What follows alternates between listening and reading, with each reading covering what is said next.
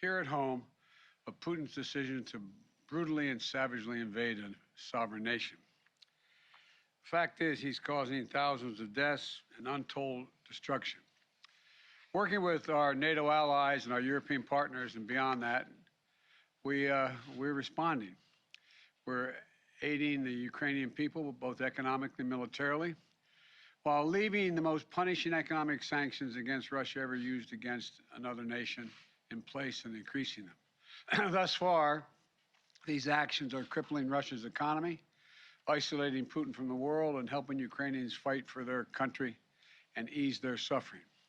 But as I've said from the start, Putin's war is imposing a cost on America and our allies and democracies around the world. Today, I want to talk about one aspect of Putin's war that affects and has real effects on the American people. Reales del pueblo estadounidense. Estamos sintiendo los efectos del petróleo y yo, por ejemplo, conozco a muchas familias que pues están sufriendo estas consecuencias de los precios de la energía, los presupuestos de las familias en Estados Unidos, los presupuestos, el bolsillo de las familias americanas cuando van a llenar el depósito se está viendo resentido. Así que hoy voy a presentar un plan para aliviar estas dificultades y también para terminar con esta dependencia y con esta incertidumbre, y queremos sentar las nuevas bases para la independencia energética de Estados Unidos. Imagínense si tuviéramos que depender del petróleo y del gas de Rusia, que es un país tan inestable. Así que vamos a hacer dos cosas. En primer lugar, tenemos que tener en cuenta las consecuencias de la pandemia de la COVID. En esos momentos se redujo la producción de petróleo y gracias a la recuperación de nuestra economía, pues vimos como los precios del petróleo subieron más deprisa que el suministro. El segundo motivo pues es Vladímir Putin. Vimos cómo el gas ha ido subiendo en todos estos meses. Ahora casi vemos cómo se ha triplicado el precio del gas y la causa es la guerra de Putin. Ahora hay muchas personas que ya no compran el gas y el petróleo ruso porque, por ejemplo, en Estados Unidos, tanto republicanos como demócratas y el Congreso aprobaron esta prohibición de importar gas y petróleo ruso. Pero también tenemos que hacer frente a las consecuencias de esta prohibición. Vemos cómo siguen aumentando los precios, vemos cómo hay problema con el suministro y esto está repercutiendo en el bolsillo de las familias estadounidenses. Pues para aumentar el suministro de petróleo vamos a intentar adoptar una serie de medidas también. Si queremos bajar los precios del gas, pues necesitamos también aumentar el suministro. Estamos experimentando graves cuellos de botella en el suministro. Vamos también a empezar a producir más petróleo, vamos a empezar a poner en uso pozos que hasta ahora no se estaban produciendo y vamos a adoptar más medidas para bajar el precio del petróleo y del gas. Vamos a utilizar, por ejemplo, los beneficios de las grandes petroleras para intentar bajar un poco el precio del petróleo y del gas. Es un momento complicado para el país, para las familias. Quiero reconocer todo lo que están haciendo las familias y lo que están haciendo las empresas también, que están invirtiendo más dinero para producir más petróleo. También están invirtiendo en tecnologías limpias para reducir nuestra dependencia. Están haciendo todo lo que pueden y también van a producir más barriles de petróleo y vamos a liberalizar más barriles de petróleo al día. Hay algunas empresas que no quieren aumentar la producción de petróleo porque esto significa que pueden tener complicaciones económicas.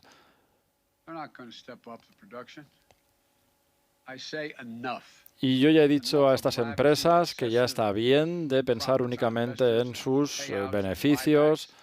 en sus primas, porque los estadounidenses están sufriendo y están viendo lo que están haciendo. Hemos visto cómo han aumentado sus beneficios el año pasado y ha llegado el momento no de pensar en los beneficios, es el momento de aumentar la producción para beneficiar al país. Necesitamos aumentar la producción para responder a las consecuencias de la guerra de Putin. Ahora hay que pensar en los clientes, no hay que pensar en los inversores. Las empresas tienen una obligación, tienen que pensar más allá de sus accionistas, tienen que pensar en su país, tienen que pensar en los consumidores. Nadie puede beneficiarse de una pandemia, de la guerra de Putin. Todo el mundo tiene que pensar en las familias americanas. Así que hay que invertir estos beneficios en innovación, en aumentar la producción. Hay que invertir en los clientes, en los consumidores. Esto es algo patriótico, porque eso también va a redundar en beneficio de las empresas. La industria del gas y del petróleo no están haciendo lo suficiente. Hay una gran cantidad de pozos que no están siendo explotados. Y esto no puede ser porque las familias necesitan soluciones. Así que para ayudar a ejecutar esta primera parte del plan, el Congreso tiene que obligar a las empresas a que paguen impuestos por los pozos de petróleo que no han utilizado desde hace años. Y los pozos que ya producen petróleo have to start producing or pay the price for their inaction. Look, the action I'm calling for will make a real difference over time. But the truth is, it takes months, not days, for companies to increase production. That's why the next part of my plan is so important. Today, I'm authorizing the release of 1 million barrels per day for the next 6 months, over 180 million barrels from the Strategic Petroleum Reserve. This is a wartime bridge to increase oil supply until production ramps up later this year. And it is by far the largest release of our national reserve in our history. It will provide a historic amount of supply for a historic amount of time, a 6-month bridge to the fall. And we'll use the revenue from selling the oil now to restock the Strategic Petroleum Reserve when prices are lower. So we'll be ready. We'll be ready for future emergencies. Folks, I've coordinated this release with allies and partners around the world. Already, we have commitments from other countries to release tens of millions of additional barrels into the market. Together, our combined efforts will supply well over 1 million barrels a day. Nations coming together to deny Putin the ability to weaponize his energy resources against American families and families and democracies around the world. Now, for the first part of my plan is about meeting an immediate crisis. The second part is about declaring real American energy independence in the long term so that we never have to deal with this problem again. Ultimately, we and the whole world need to reduce our dependence on fossil fuels altogether. We need to choose long-term security over energy and climate vulnerability. We need to double down on our commitment to clean energy and tackling the climate crisis with our partners and allies around the world. And we can do that by passing my plan that's literally before the Senate right now. The United States Congress right now has been there for well over a month to speed the transition to a clean energy future that's made in America with American products and American values. We need to embrace all the tools and technologies that can help us free us from our dependence on fossil fuels, move us toward a more homegrown clean energy. Technologies made by American companies and American workers, so we can bolster domestic supply chains here at home and export those technologies around the world to reduce greenhouse gases. That's why today I'm issuing a directive to strengthen our clean energy economy. I'm going to use the Defense Production Act to secure American supply chains for the critical materials that go into batteries for electric vehicles and the storage of renewable energy. Lithium, graphite, nickel, and so much more. We need to end our long-term reliance on China and other countries for inputs that will power the future. And I'll use every tool I have to make that happen. Yes, Building a made-in-America clean energy future will help safeguard our national security. Yes, it will help us tackle climate change. Yes, it's going to help us ensure that Americans create millions of good-paying jobs for generations to come. But the most important thing my plan will do right away is save your family money. And here's what I mean. Under my plan, which is before the Congress now, we can take advantage of the next generation of electric vehicles that a typical driver will save about $80 a month from not having to pay gas at the pump. If your home is powered by safer, cheaper, cleaner electricity like solar or heat pumps, you can save about $500 a month on average. Don't take my word for it. The CEOs of 11 of America's largest utility companies came to see me at the White House several weeks ago. They told me if we pass my plans before the Congress now, typical families will see savings show up in their utility bills immediately. Costs will come down even more as we innovate and develop cutting-edge energy storage technologies, clean hydrogen technologies, advanced nuclear technology, carbon capture and sequestration technologies.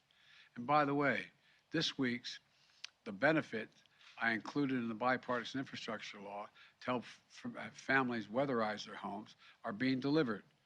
My administration is making $3.2 billion available from this legislation to provide up to $6,500 direct payment for working class families to be able to weatherize their homes, to save them money, to keep them warm in the winter and cool in the summer. It's a direct grant. This program has been around for a while, and in the past, it's delivered to families, average families, another $327 in savings when they weatherize. But now we have the ability to reach 10 times as many families because of the legislation that we already passed in the legislation.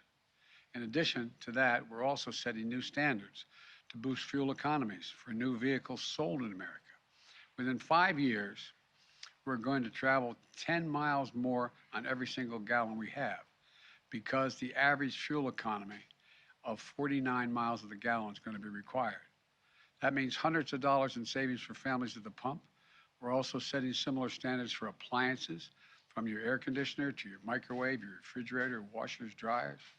It's just one of 100 actions we're taking to save the average family $100 per year in utility bills. Look, the bottom line is this. Between ramping up production in the short term and driving down demand in the long term, we can free ourselves from our dependence on imported oil from across the world. Look, I know gas prices are painful. I get it. My plan's going to help ease that pain today and safeguard against tomorrow. I'm open to ideas to strengthen the plan, but I will not be put off and put it on hold.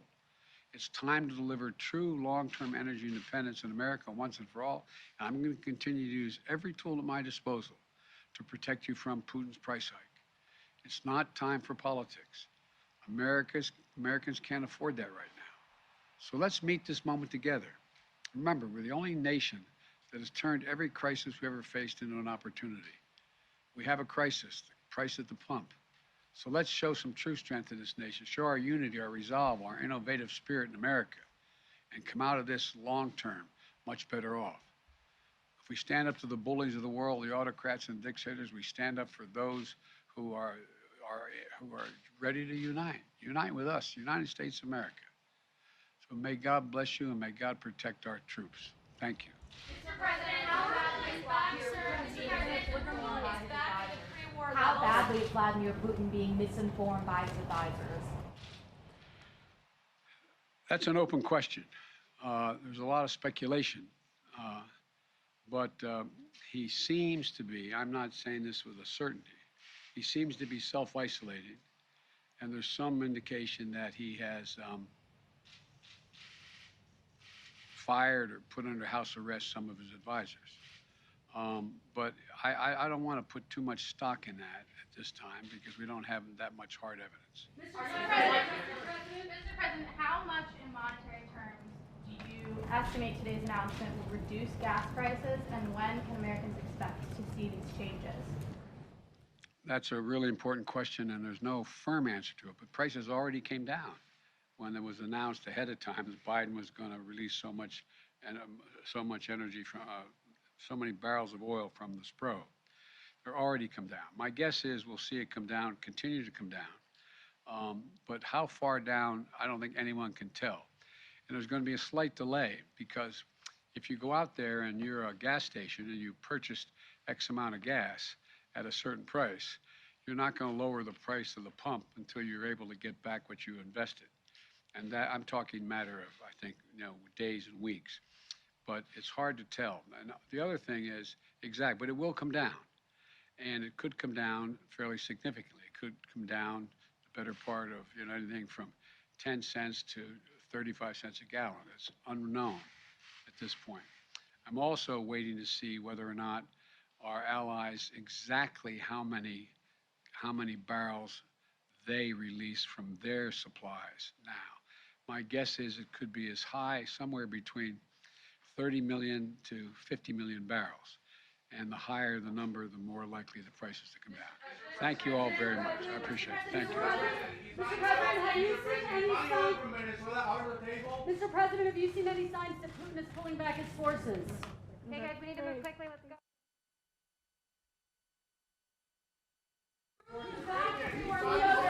Come on, you guys, let's go. Are the sanctions still working, sir? The ruble's back. Wait, hold on. Here we go. I'll answer one question.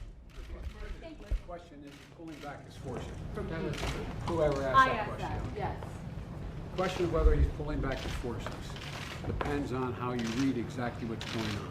Thus far, there is no clear evidence that he's pulling all of his forces out of Kyiv. There is also evidence that he is beefing up his troops down in the Donbass area. Depending on your view of Putin, I'm a little skeptical. It's an open question whether he's actually pulling back and going to say, I'm just going to focus on the Donbass and I'm not worried about the rest of the country. I'm a skeptic, but I don't have proof that in fact he is not going, he's taking a pause, doing all he can to use all the troops he has in the Donbass and continue to keep an eye on and try to move beyond the rest of the country. Don't know the answer, but it appears so far that he has not pulled all of the idea he's pulling all the troops out from around Kyiv and moving south. There's no evidence that he's done that. Does President